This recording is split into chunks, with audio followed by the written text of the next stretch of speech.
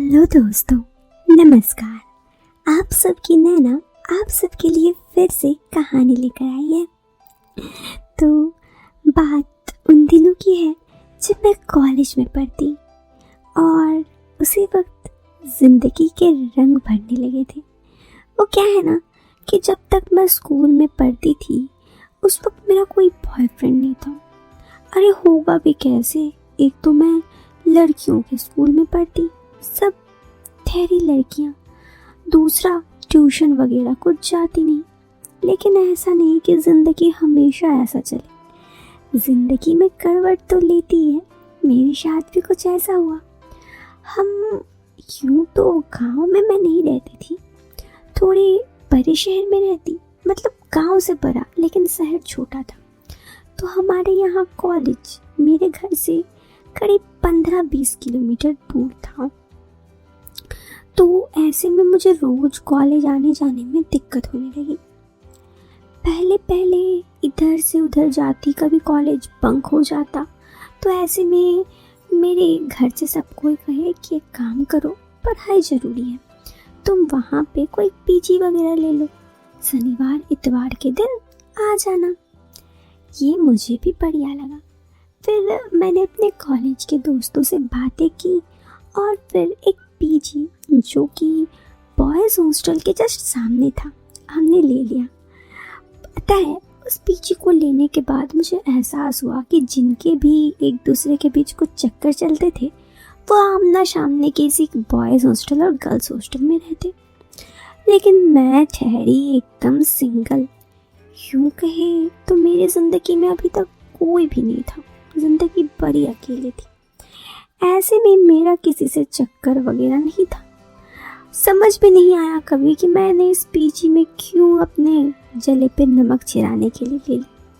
खैर, ऐसा नहीं कि मैं देखने में अच्छी नहीं थी, हाँ, और बहुत से लड़के मेरे दीवाने भी थे, लेकिन मैं किसी को अच्छे से पहले तो बात ही नहीं करती, बात करने से शर्माती थी। तो बहुत से लड़के जो मुझे प्रपोज करना भी चाहते नहीं कर पाते, फट्टू थे गाइस। और मैं सोच रही थी कि मेरे ज़िंदगी में कोई ऐसा लड़का है जो कि थोड़ा अट्रैक्टिव हो और फट्टू तो बिल्कुल ना हो, जो आकर सीधा मुझसे अपने दिल की बात कह सके। इसी के इंतज़ार में मैं ठहरी अकेली। मैंने सोच लिया था बॉयफ्रेंड बनाऊंगी तो ऐसे ही लड़के को बनाऊंगी, वरना सिंगल रह जाऊंगी।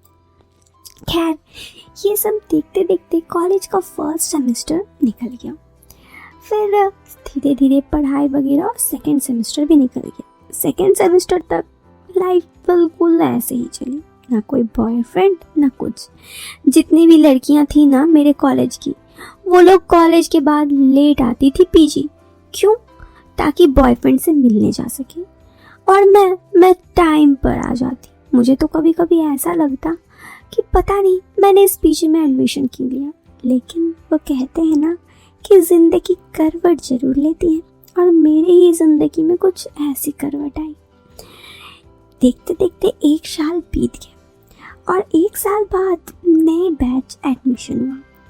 उसमें से एक लड़का था, उसका नाम में क्या जाता है देखने में बड़ा ही हैंडसम।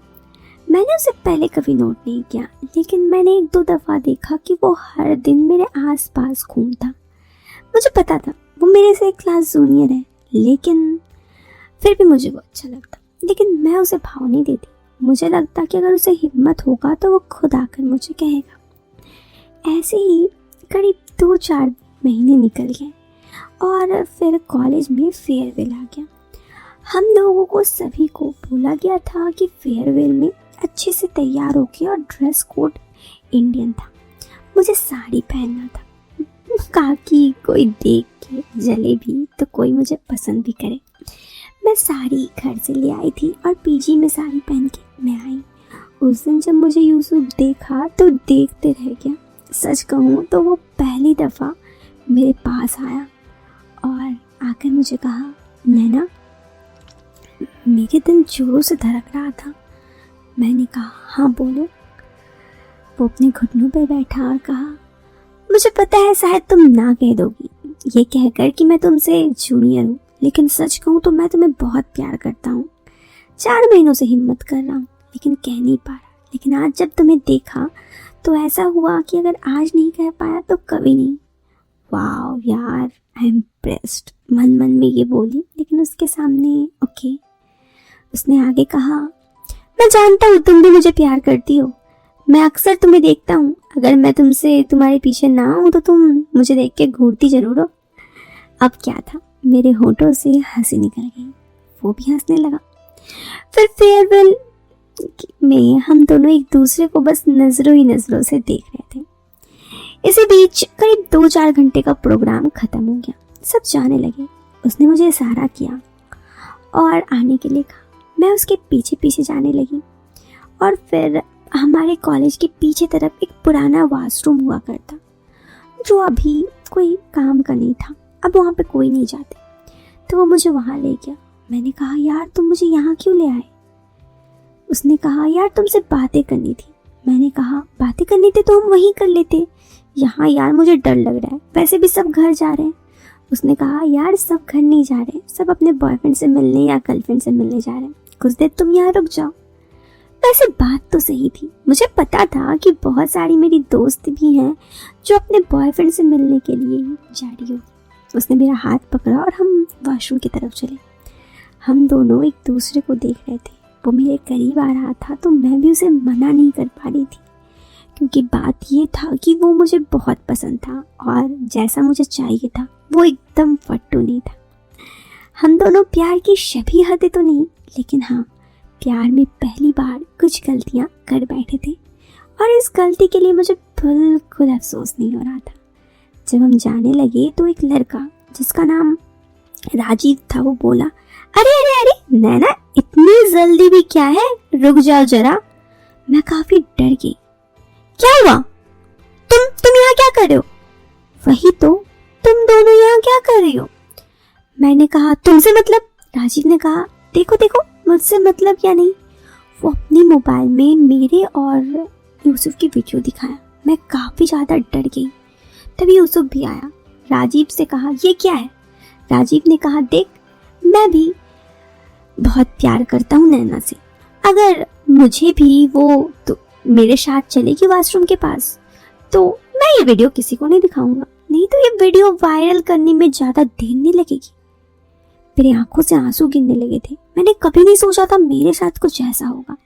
लेकिन तभी यूसुफ ने उसे एक चांटा मारा और उसका मोबाइल लेकर उसकी मोबाइल को वहीं चूर कर दिया और कहा, वो मेरी है, समझा ना? तो क्या सोचता है, तेरी जैसे किसी से वो डर जाएगी? मैं बस यूसुफ को देख रही थी। सच में मुझे एक ऐसा ही लड़का चाहिए था जो बिल्कुल फट्टू ना हो, जो जिससे मुझे हिम्मत मिले, और आज वो मुझे हिम्मत मिल चुका था। मेरे लाइफ में मैंने पहली बार जिससे प्यार किया इस उम्र में, ये बिल्कुल सही निकला। मुझे और जिंदगी में कुछ नहीं चाहिए था। दोस्तों, कहानी खत्म हो गई। अब कहानी से बाहर तो आइए जरा। ये वीडियो पसंद आई तो आप लाइक कर सकते हैं। चैनल पे पहली बार आए हैं तो सब्सक्राइब करें। मिलते हैं फिर एक नए वीडियो में एक नया इंटरेस्टिंग टॉपिक के साथ। तब तक के लिए bye bye, take care, bye.